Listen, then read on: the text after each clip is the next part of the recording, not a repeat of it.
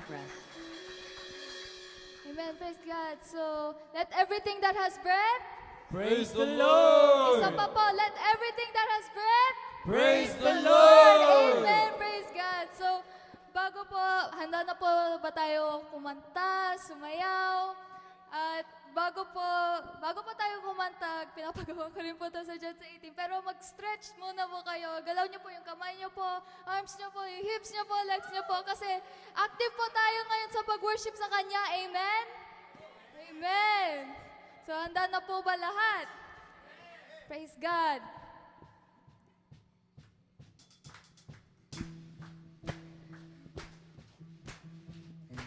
Huwag po kayo mahiya kumanta, sumayaw, dahil po, worship po natin ang Panginoon.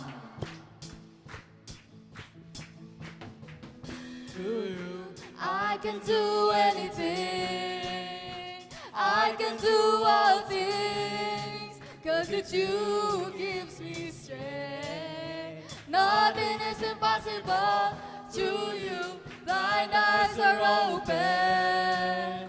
Strongholds are broken.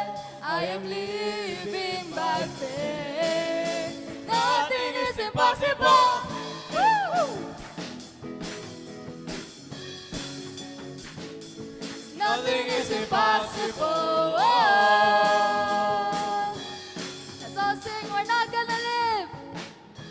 I'm not gonna live by what I see. I'm not gonna live by what I feel. Deep down I know that you're here with me. I know that you can do anything. To you, I can do anything.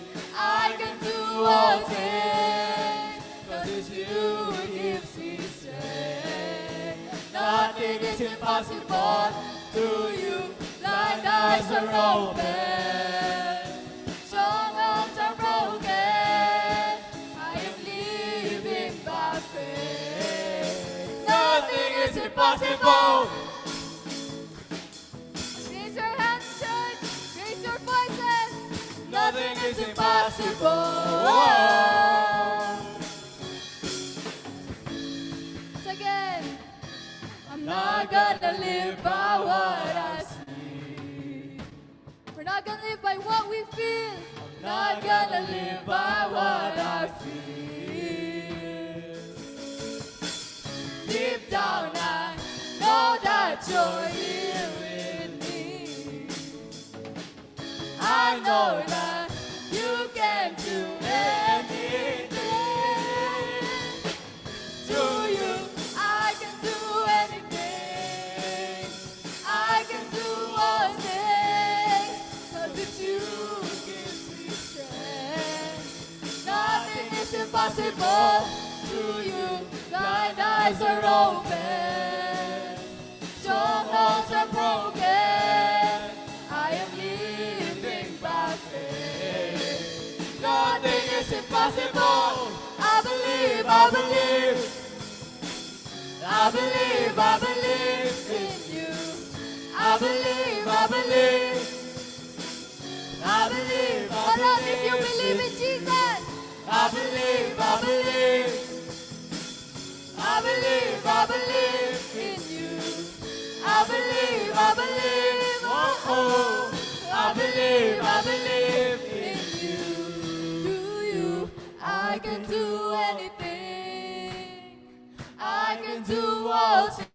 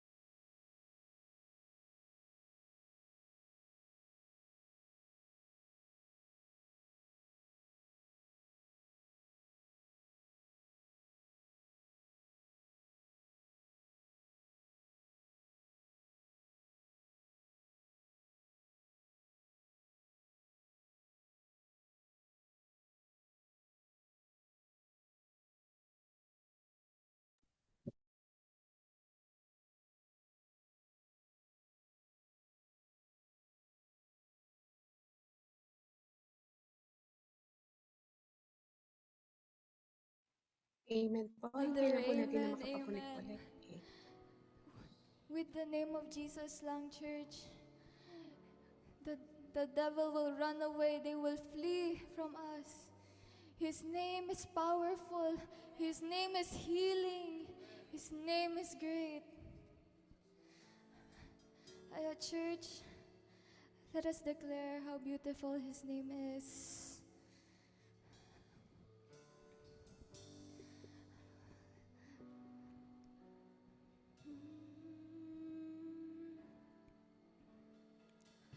You are the word of the beginning. Come on, church. One with God, the Lord Most High. Your hidden glory in creation, now revealing you. Sing how beautiful His name is. What a beautiful name it is. What a beautiful name it is. The name of Jesus Christ, my King. What a beautiful name it is. Nothing compares to this. What a beautiful name it is. The name of Jesus. His name is beautiful. Let's sing, church. You didn't want heaven without us. So Jesus, you brought heaven down. Our sins are great, but His love is greater. Your sin was great, your love was greater. What could separate us now? What a wonderful name it is. What a wonderful name it is. The name of Jesus Christ, my King. Declare His wonderful name. Name it is. And nothing can stand against. What a wonderful name it is. The name of Jesus. Yes, His name is beautiful. His name is wonderful. His name is above all names. Kings and kings and the Lord of lords. Nothing can hold Him down. The grave did not hold Him down. He is risen from the dead, church. That's the miracle. That's the gift Jesus gave us. Let's sing. Death could not hold you. Death could not hold you. The veil torn before you. You silenced the bones of sin and grave. The heavens are roaring, the face of your glory. For you are raised to life. He has no rival, no equal. You have no rival. You have no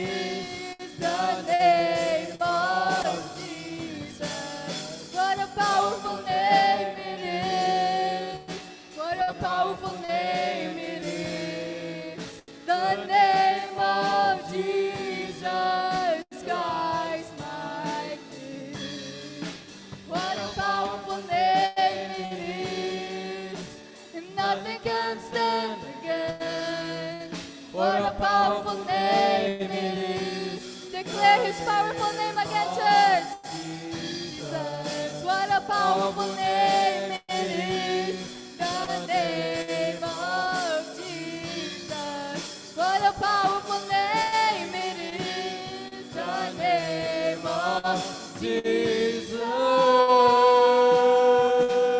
His name is powerful. His name is beautiful. His name is wonderful, church. Feel His holy presence in this place, Lord. To save us from ourselves, to save us from our troubles, to save us from our pain. He saved us, church. With His name, devils tremble. They will tremble at His name. His name is above all names, church. And we thank Him for everything He's done to us. Thank you. Oh, we thank you. Jesus, we thank you for everything that you have done for us. Tonight is the night, Lord God. You will spread your word in this place. At uuwi po kami with your seeds, Lord God. We thank you, Lord God. Thank you, Jesus, for everything that you have done. We ask for your presence hanggang matapos po itong prayer intercessory. We claim victory upon the prayer items, Lord. We claim victory in this intercessory thing, Lord. Thank you, Lord. Thank you, Jesus. We praise your holy name now and forevermore, Lord. We love you, we thank you, we worship you and adore you. And in the mighty name of Jesus, every children of God shall say, Amen and Amen. Praise God. Praise God.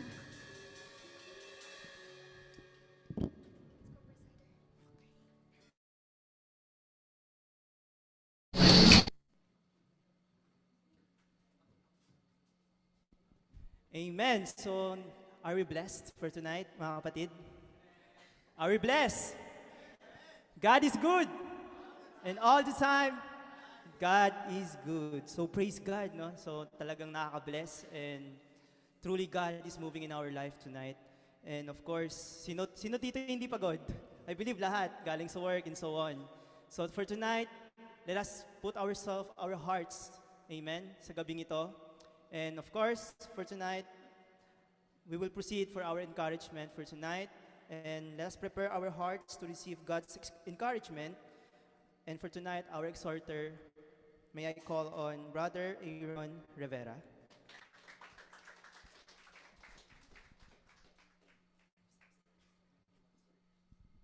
Praise.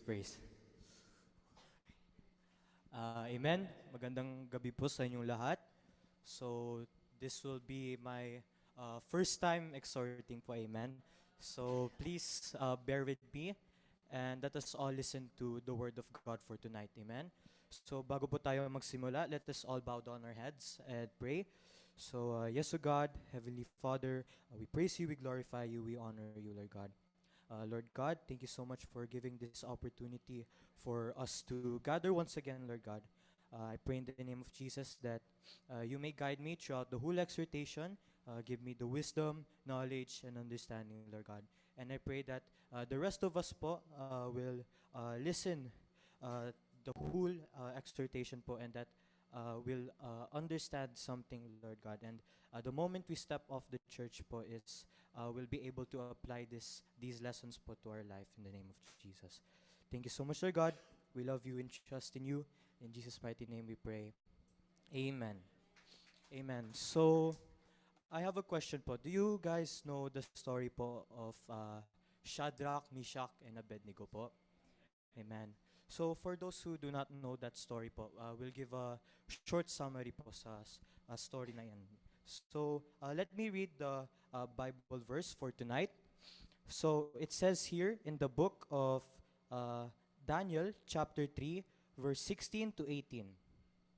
Shadrach, Meshach, and Abednego answered and said to the king, O Nebuchadnezzar, we have no need to answer you in this matter.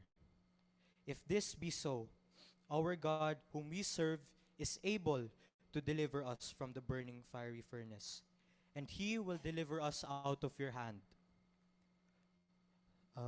But if not, "Be it known to you, O king, that we will not serve your gods or worship the golden image that you have set up." Amen? So, before we get into the short summary po ng story, let us learn po the origins of this verse po, no? So, who wrote this verse? So, obvious naman po kung sino po yung writer. So, the writer po for this verse is Prophet Daniel. So, he is a noble Jewish youth that was taken captive po in Babylon. And where was it written naman po? So, it was written in the city of Babylon po, no? It is basically an ancient city that is located in present time Iraq. And where was it written naman po? So it was written around the 6th century BCE, years after po ng event or story. Amen? So now let us dig in deeper po sa summary ng story po. So King Nebuchadnezzar made this golden image po for everyone to bow down and worship to. And if they hear po the sound of a horn, that is the signal po that they'll start worshiping the golden image. Pero there's a catch po. If you don't follow that command, you will be thrown into the burning furnace po. So yun nga po, as the horn played, everybody started worshiping the golden image. But there was this time po na yung mga Chaldeans, so the Chaldeans po, they are living in the southern part of Babylon. So ito po yung Babylon, tapos dito po yung mga Chaldeans. Amen? So the Chaldeans told King Nebuchadnezzar that there are three men that did not follow this command po. So it's obvious po kung sino po yan, si Shadrach, Meshach, and Abednego. So they are three young Jewish men who were also taken captive to Babylon. So taken captive po, meaning being imprisoned, trapped. So they are unable to escape po from Babylon. So yun nga po, King Nebuchadnezzar was furious and ordered for them to be sent to the burning furnace po. So yan, even King Nebuchadnezzar asked kung totoo po na they did not follow that command. And Shadrach, Meshach, and Abednego confidently answered na, "We do not need to answer you in this matter. And in fact, God is able to deliver us from your hands, O King, or from the burning furnace. And if not," take note of that po ha, "if not,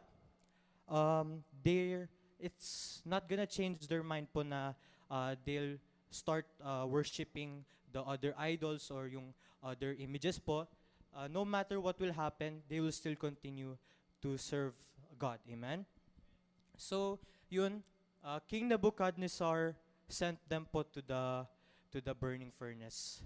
Tapos, King Nebuchadnezzar noticed something po, no? Di ba po, tatlo po sila?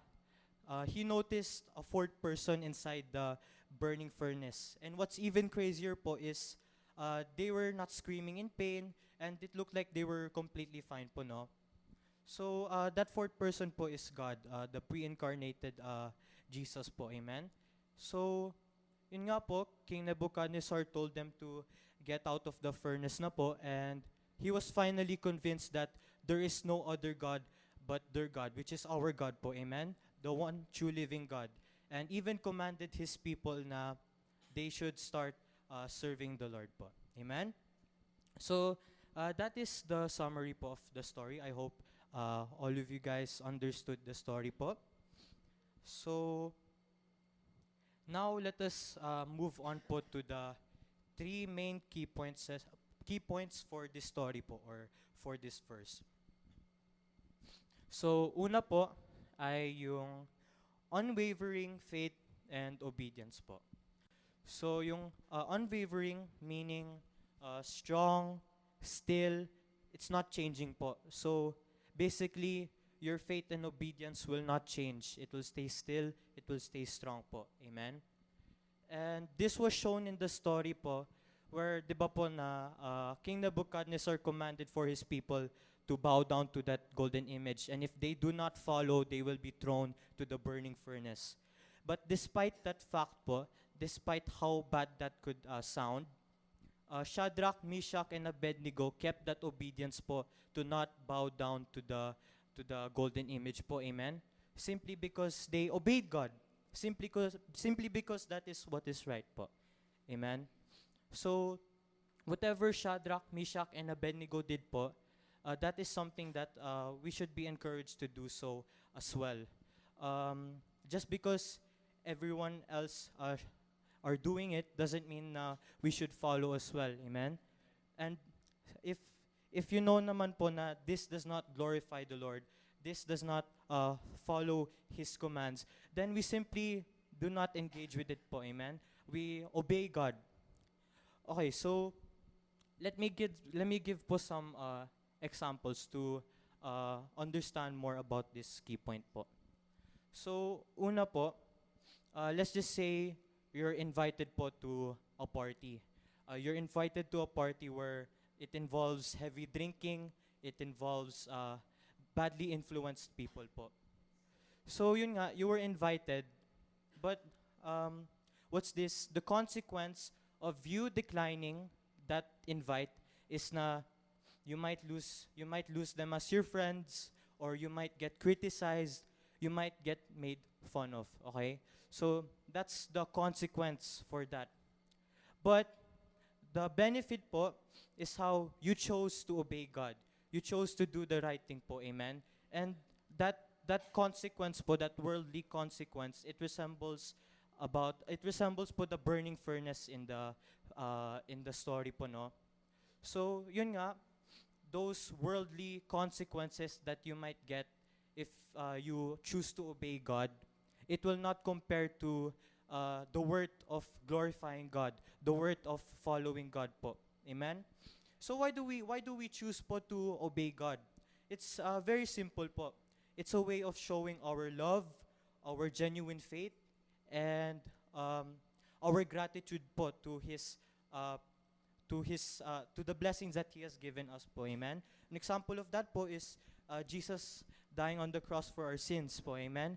So as a way to show gratitude to that, we can simply obey God, follow the commands that were written in the Bible, do the things that glorify the Lord, and do not choose to do the things that do not glorify God. Amen? And another example po is if you get peer pressured po to smoke or vape. Believe it or not po, in my batch, there are a lot of vapors na po, no? There are a lot of smokers, and it's really shocking and sad to see na the fact that at such a young age you can get involved in those type of stuff. So even if we get even if we get peer pressured po, even if we get tempted, as much as possible po, let us keep in mind that we should obey God po. Amen? We should obey God. And if you're truly a Christian, then you should choose to do what is right for the Lord. Amen? You should choose to do what glorifies the Lord. And that's why we should keep that unwavering faith and obedience po. Amen? So, now, let's move on po to the second key point po. So, next po is divine presence in trials po. So the meaning of this key point po, divine presence, meaning na God is always there for us po. Amen? During the good times, the bad times, we should keep in mind po na God is always there for us po. Ito shown in the story po din na during them being sent in the burning furnace po, yun nga, the fourth person, it was God po, and that can resemble to our life na kung saan if we're ever facing these trials, these tests, these struggles po, we should always keep in mind po that God is always with us po. Amen? And if God is always with us po, if we know that God is always by our side, then why should we be scared? Why should we be scared about tomorrow? Why should we be scared about later? Why should we be scared po about the future? Why should we be anxious? Why should we doubt the Lord? If we are already informed po na God is always with us po. Amen? And yun nga po, if God is always with us, then we should take advantage of that po. If we know that God is always with us po, let us go to Him first po, amen. If we're ever facing something, let us talk to God, amen. Let us pray to God. And if we ever don't feel like God is not present, just know that God is always present. And like, even if you're not feeling that fire in your heart, if you're not feeling that fire in your heart, simply do the things that can make you closer to God, which is praying, reading the Word of God, uh, yun nga po, meditating His Word. And those are ways po to take advantage of how we know that God is always with us po during our struggles po. Amen?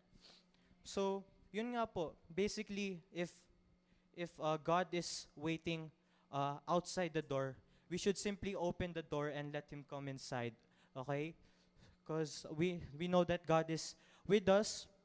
So let us not be scared. Let us not be anxious. There's nothing to worry about po. Amen? Because God gave us that comfort, that reassurance po. Amen? So let us take advantage of that po and approach Him whenever we're struggling and ask guidance from Him po. Amen? So, for the third key point po, so this key point po is conditional faith versus unconditional faith po. So what is the difference po? What is the difference? What does it mean by conditional faith? What does it mean by unconditional faith? So for conditional faith, I'll give na lang po a statement, okay? Lord God, if you give me this, if you grant me that, I'll continue serving you, Lord God. I'll continue to put my faith onto you. Versus yung unconditional faith. So I'll give a statement also po. Lord God, whatever happens in the future, whatever happens later, whatever happens in my life, no matter what, nothing will stop me from serving you, Lord God. Amen? And that is the faith that we should keep. That is the faith that we should maintain. That unconditional faith po. Amen? And Shadrach, Meshach, and Abednego showed that po, no? And they even said it po. That's why I told you guys po kanina to keep in mind of that part na kung saan God, Shadrach, Meshach, and Abednego mentioned na God is able, okay? Able. So able po meaning He has the power po. He has the will to, He can choose po whether to save them po from the furnace or save them po from the king's hands. But if not, they said po na even if they're not gonna be saved po, nothing is gonna stop them from serving the Lord po. Amen? And that is an example po of unconditional faith. We should maintain that unconditional faith po kasi what is the reason po to why we should maintain that unconditional faith? Why should we still continue serving the Lord? Why should we still keep that faith to our Lord God if no matter what po, no? So the simple reason po is simply because it's God's will po. Amen? It's God's plan. Everything, every single second that happens in our life po, that is God's will po. Amen? That is God's plan. And as we may know po na everything in God's plan is for the better po, no? Every single will that He has, it's for the better. And yun nga po, God's sovereignty, His authority, His power, His will to rule over His creation. And we are a creation of God po, amen?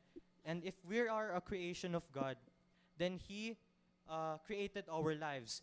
And if He created our lives, then that means po that He can control our lives po, amen? He directs what happens in our life po. And even those, no matter what it is po, yung mga good things, the bad things po that happen in our life, that is all from God po. And God does not simply give these things to our life without purpose po. Of course, God has a purpose po.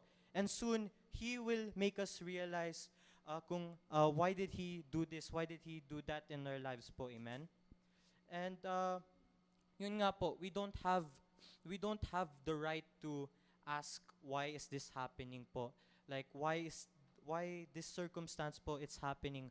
Why am I struggling so much? Why am I having so much difficulty po, Lord? But we have no right to question it kasi simply it is part of God's plan. And God's knowledge is way beyond ours and we are nothing po compared to God. So what does that give? Why do we have the right po to ask why did He do this po? Amen? So let us understand po na no matter what happens po in our life, kahit na yung mga bad times, as hard as it gets po, there's no excuse to stop serving the Lord. There's no excuse to continue believing God. There's no excuse in putting our faith in God every single time po. Amen? Amen. So let me give a life example po, no? I'm not gonna dig into details po, but I'm sure po that it's normal po for everyone to face struggles po and ano po trials and difficulties po in every aspect, physically, mentally, emotionally, spiritually po. And as I grew up to be a teenager po, all these things came to me po. I then faced po these adult things po na kung saan I faced these emotional struggles. I started overthinking po. I started being anxious. I started struggling mentally po. And of course, I've gone to a point na kung saan, Lord, why are you doing this to me? Like, Lord God, this is too tough for me, Lord God. I cannot handle this anymore. But yun nga, I then realized po na the key points po that I mentioned, those were the things that I realized whenever I face these struggles po, no. And fun fact, this story po, Shadrach, Meshach, and Abednego, I kept listening to this story po over and over again back then when I was a kid. And yun nga po, I then realized those key points na kung saan I kept telling myself na there's nothing to worry about because God is always with me. There's nothing to worry about because God will always be there for me. If God is always there for me, then why not I come to Him? Why not I pray to Him? Why not I read His Word, no? And He will give me that comfort po. And yun nga po, I know all of us have once had that mindset po na we had that conditional faith na if this happens, Lord God, I'll continue putting my faith onto you. I'm pretty sure po all of us has once had that kind of faith po. But yun nga po, I tried my best to maintain that unconditional faith where kung saan whatever happens in my life, whatever will happen, it's okay because it's part of God's plan. It's part of God's will, and I have no right po to question about it po. So, yun nga, those struggles, all those bad things that can come to me, it is all from the Lord, and I simply need to understand that po, no, na no matter what, I should still keep that faith onto God. I should still continue to serve God because yun nga po, everything has a purpose po, no? Every single plan that God has a purpose po, amen? So, if this applied to me po, then it can apply to you guys also, amen? Because we're all human po. So, if I face this as a teenager and I applied all these key points po and I try my best to do this po, then you can too po, amen? So, yun nga po, let us keep in mind po na no matter what happens, God is always there for us po. So, God reassured us and comforted us na whatever happens po, no, God will always be there to help us and to guide us. So, Yun nga po. So let us have a short conclusion po. Let us remind what we just learned po, no? So yung first key point po, no, unwavering faith and obedience. So keeping that still strong faith and obedience where it's not gonna change.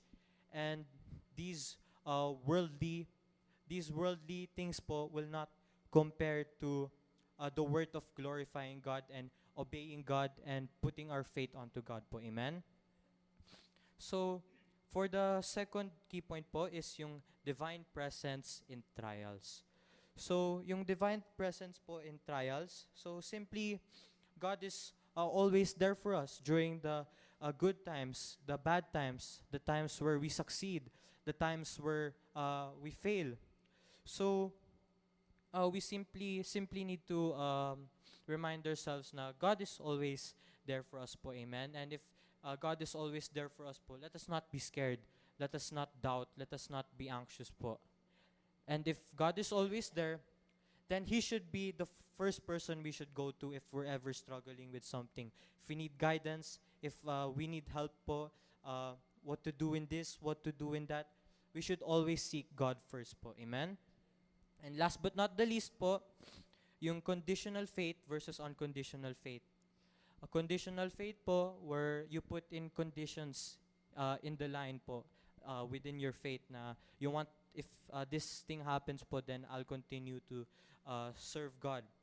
Versus yung unconditional faith po, na no matter what happens po, amen, let us still keep that faith po. Let us still keep that hope. And eventually, we will see the reason to why all of these things are happening. Let us not give up easily po, no?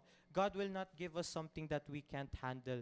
So let us continue to serve the Lord no matter what happens. As hard as it gets po, God will always be there for us. And God reassured na, don't worry, it's my plan. Don't worry, it's my will.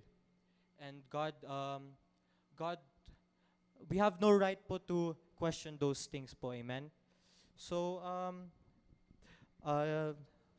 let's remind ourselves po na God is always here po. Amen?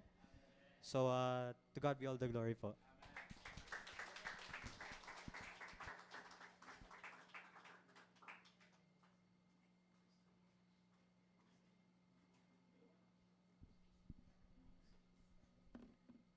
Praise God.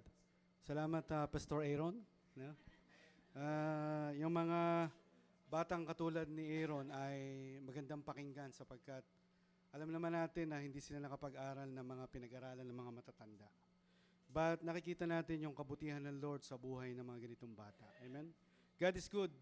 Magpatuloy ka sa gawain ng Panginoon. Amen? Hallelujah. At sa gabing ito mga kapatid, narinig po natin yung exhortation ng ating kapatid.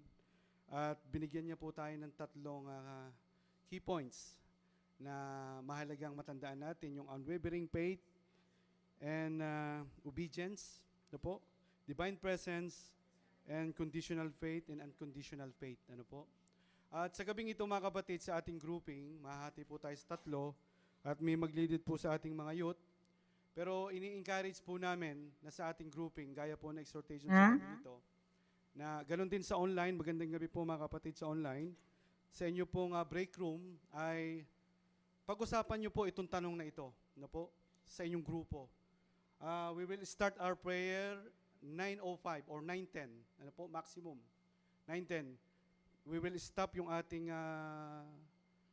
pong sharing. You can share testimony. You can elaborate the exhortation sa gabing ito. Just to connect bawat isa sa atin on the group. Kasi maganda po yung nakaka-connect tayo isa't isa bago po tayo manalangin. Kaysa tayo po ay diretsyong nananalangin at the same time, para mas mahimay-himay natin yung exhortation sa gabing ito na ibinigay sa atin ng Lord. Amen? Ito po yung tanong na pag-uusapan natin sa gabing ito.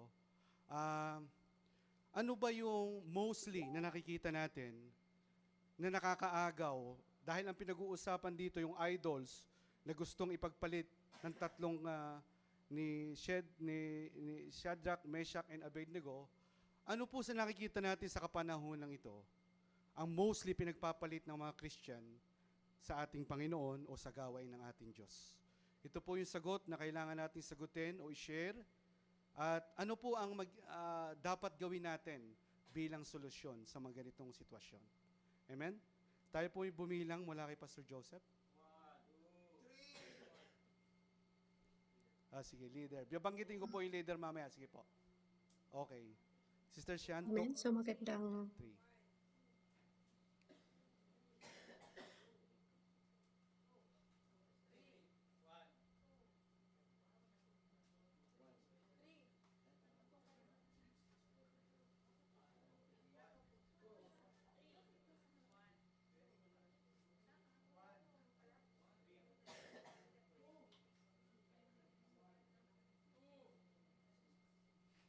Nathan, ano ko po? 1, 3. Nasaan na po tayo mga kapatid?